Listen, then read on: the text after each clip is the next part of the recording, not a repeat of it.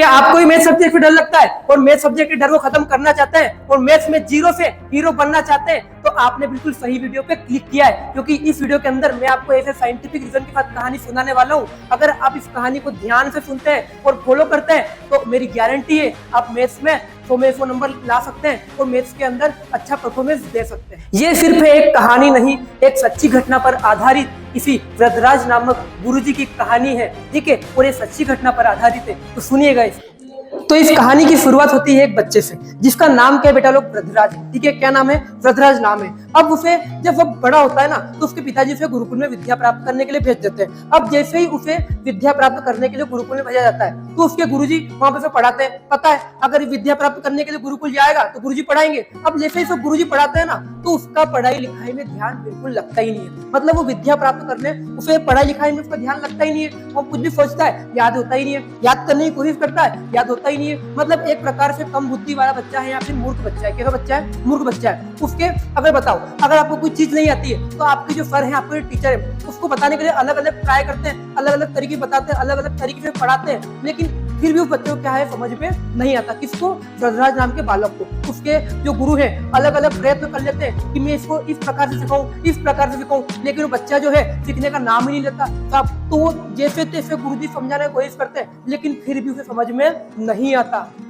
तो गुरुजी के इतना प्रयत्न करने के बाद वृद्धराज अभी तक कुछ भी सीख नहीं पाता है। तो अंत में गुरुजी 2-4 साल होने के बाद जब तक वो कुछ भी नहीं सीखा है तो अंत में गुरुजी से बोलते हैं कि वृद्धराज तू अपने घर चला जा और पढ़ाई लिखाई तेरे बस की नहीं है, पढ़ाई लिखाई तेरा काम नहीं है, कम से कम तू घर जाएगा तो खेती बाड़ी में अपने पिताजी का सहयोग तो करेगा। तो इसी बात कह के गुरुजी से यहाँ पे गुरुकुल छोड़ने को लोग कह देते हैं।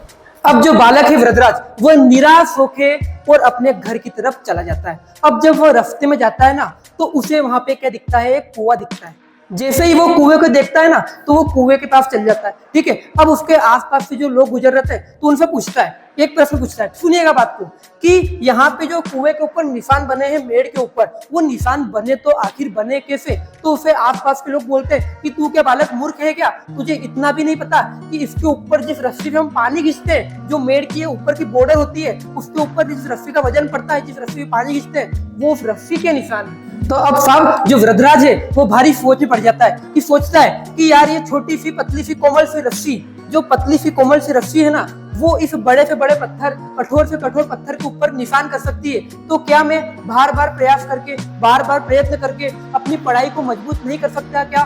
मैं क्या बुद्धिमान नहीं बन सकता क्या? तो इसी के साथ वो फिर से कहाँ लौट जाता है? अपने गुरुकुल में गुरुजी के पास लौट जाता है। अब जैसे ही वो गुरुकुल जाता है ना तो सब गुरुजी उसे देख के चौंक जाते हैं कि मैंने तो उसे घर भेजा था तो वापिस क्यों आ रहा है? तो गुरुजी को वो पूरी स्टोरी बताता है कि गुरुजी मैंने यहाँ सीख ली है आज कि अगर हम बार बार प्रयास करते हैं ना तो हम कठिन से कठिन काम को भी इजीली कर सकते हैं और किसी भी कार्य को बार बार अभ्यास करने से हम उसमें समृद्धि हासिल कर सकते हैं। तो इसी के साथ यहाँ पे कहानी क्या होती है बेटा लोग, खत्म होती है। तो आपने यहाँ पे क्या सीख ली कि अगर आप बार बार प्रैक्टिस करते हैं ना तो आप कठिन से कठिन काम को कर सकते हैं। इसी प्रकार जो मैथ्स भी है ना, अगर आप किसी सब्जेक्ट की बार बार, अगर मैथ्स नहीं हो कोई दूसरा सब्जेक्ट भी है, तो अगर आप बार बार प्रैक्टिस करोगे ना तो आपका वो सब्जेक्ट से डर धीरे धीरे क्या होने लग जाएगा? खत्म होने लग जाएगा। तो आज आप ये वादा किए कि आपको डेली 1-1 घंटा मैथ्स पढ़नी है, भले शाम को पढ़ो, दिन में पढ़ो, सुबह पढ़ो, लेकिन 1-1 घंटा डेली पढ़नी है, 1-1 घंटा डेली अभ्यास करना है। अगर इसको फॉलो करते हो तो मेरी गारंटी है कि आपका मैथ्स का डर यहाँ पे खत्म हो जाएगा।